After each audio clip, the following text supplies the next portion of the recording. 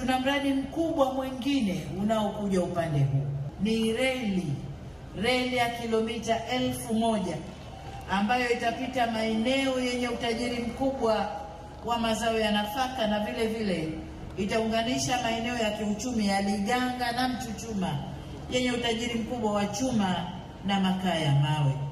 Tujenge reli kwa viwango vya kisasa kutoka Mtwara hadi Mbamba Bay. Ni wazi kwamba reli hii tukiweza kuijenga itaambatana na manufaa makubwa sana ya kiuchumi kwa ukanda huu wa kusini.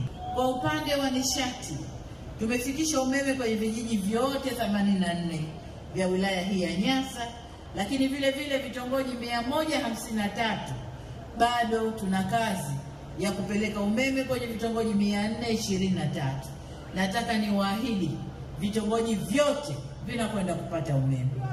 Pamoja na hayo, ninafahamu kwamba Nyasa huku kuna changamoto ya umeme kuwa mdogo, na tumepokea pendekezo na tutajenga kituo cha kupozea umeme, kipokee umeme kutoka Songea uingie hapa Nyasa, upozwe, usambazwe.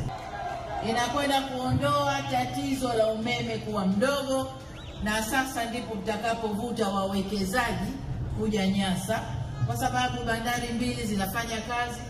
Reli tukijaliwa inakuja Liganga na Mchuchuma, mwekezaji tunamalizana naye aingie. Kwa hiyo hapo sasa ndipo wawekezaji wengine watakuja na umeme utakuwa upo tayari.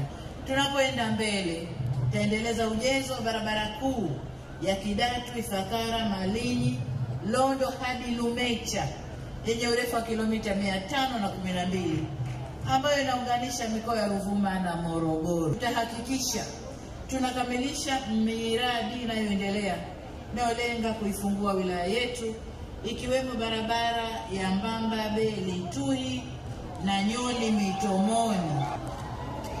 Kwa namna ambavyo Nyasa inakuwa, tunafikiria pia kuna haja ya kuwa na soko kubwa la kimataifa hapa Mbamba Bay. Soko hili litakuza mapato na kuongezea fursa wananyasa na kuhudumia nchi jirani za Malawi na Msumbiji. Mheshimiwa mgombea wetu wa Rais,